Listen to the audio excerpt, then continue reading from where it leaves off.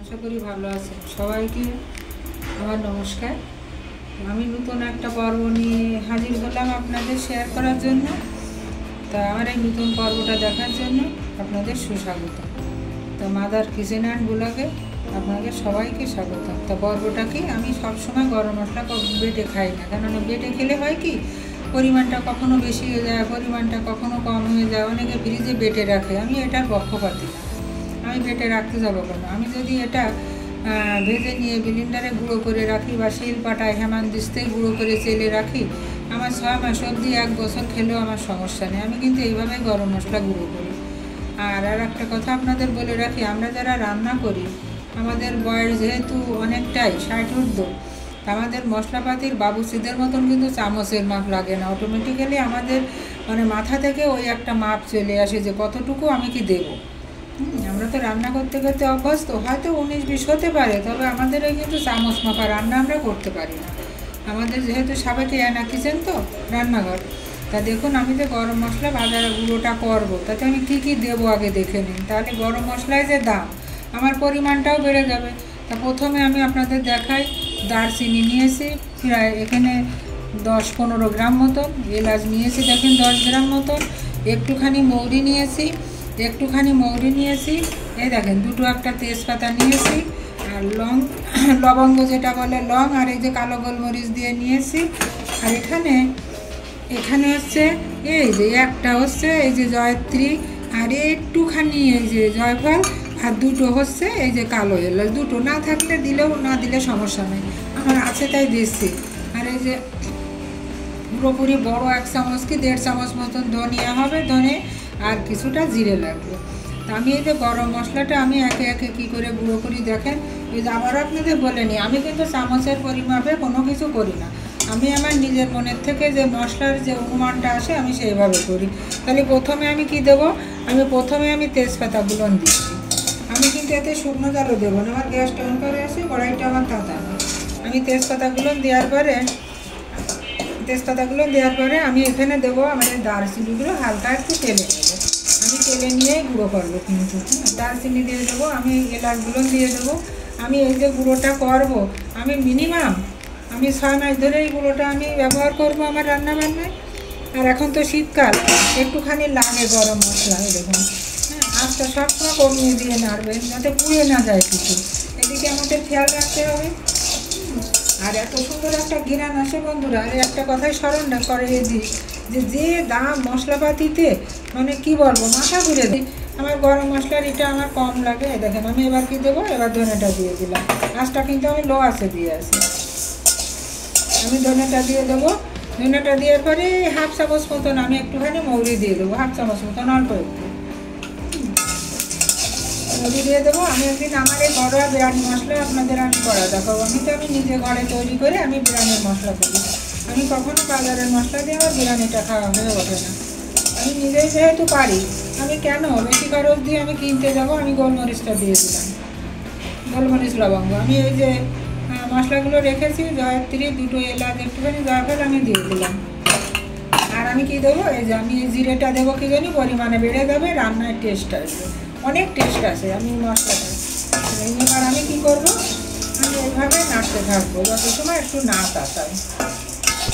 দেখুন বন্ধুরা, আর বেশি ভাজবো না। এবার আমি কি করবো, গ্যাসটা অফ করে দেবো, দিয়ে আমি কড়াইতে খানিক সময় নাড়তে থাকবো।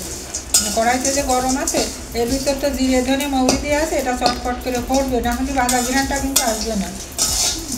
একসঙ্গেই দেবেন, দিয়ে এভাবে নাড়তে নাড়তে নিচেই ওগুলো পড়ে যেয়ে ফুটবে। এবার আমি নামিয়ে, গরম তো ব্লেন্ডারে দেওয়া যাবে না। হ্যাঁ, আমি সাধারণত আগে হেমানদিস্তেই করতাম, আমার খুব পছন্দই হেমানদিস্তেই গুঁড়ো করা, শিলপাটায় করতাম, এখন ব্লেন্ডারেই করি। আধুনিক জীবন আসার সঙ্গে সঙ্গে তো অনেক কিছু বদল করতে হচ্ছে বন্ধুরা, আশা করি আপনাদেরও তাই। এখন ব্লেন্ডারে গুঁড়ো করে নিয়ে এরা বেঁধে দেবো। তা একটা জিনিস জানেন, অনেকে পেঁয়াজ রসুন এগুলো পেস্ট করে ফ্রিজে রাখে, আসলে এগুলো নিয়ে সুগন্ধ থাকে না, দুর্গন্ধই হয়ে যায়।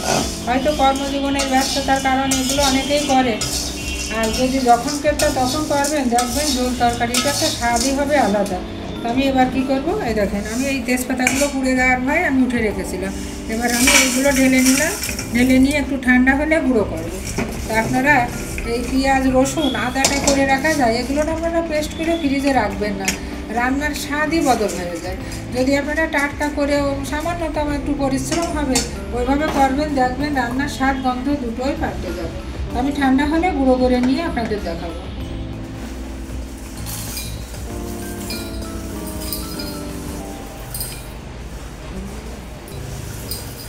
সব মশলাগুলো আমি একবারেই দিয়ে দেবো, সব মশলাগুলো একবারেই দিয়ে দেবো।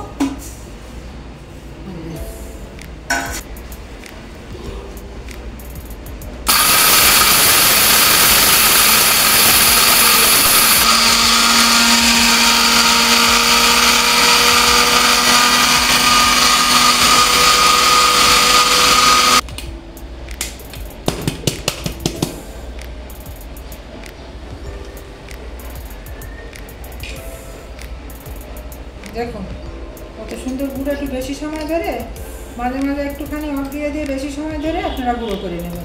মাথা দিয়ে যে মাপটা করে আমি সেটাই করি, তবে একটু একটু সামান্য সামান্য এদিক ওদিক করি যাতে করে সুন্দর হয়। এবার আমি কী করবো দেখেন কি সুন্দর গুঁড়ো হলো, এই দেখেন কত গুঁড়ো হলে আমি খেয়ে পারবো 6 মাসে বলুন।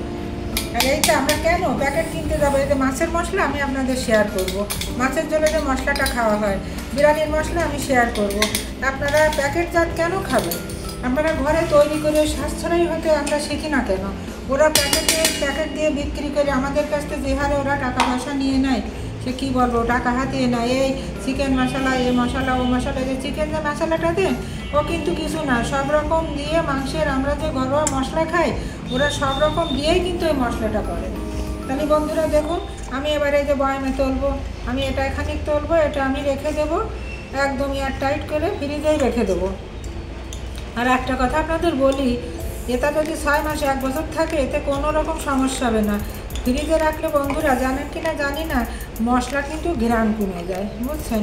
ফ্রিজে ওই জন্যই না রেখে আপনারা বাইরেই রাখবেন, শুকনো কন্টেনারে রাখবেন। হ্যাঁ, তো আমি এই কোটোগুলো সব ভরে নিয়ে আসি। তাহলে এটা আমি ব্যবহারের জন্য আমার মশলার থালায় রাখবো আমি আমার রান্নার কাছে। আর এটা আমি এয়ার টাইট করে রেখে দিয়ে একটা পলিব্যাগ এর সঙ্গে বাঁধবো, বেঁধে নিয়ে সেটা দেন এর সঙ্গে একটা পলিব্যাগ বেঁধে নিয়ে আপনি এমনি শুষ্ক জায়গায় রেখে দেবেন, আপনার 6 মাস 1 বছরে কিচ্ছু হবে না।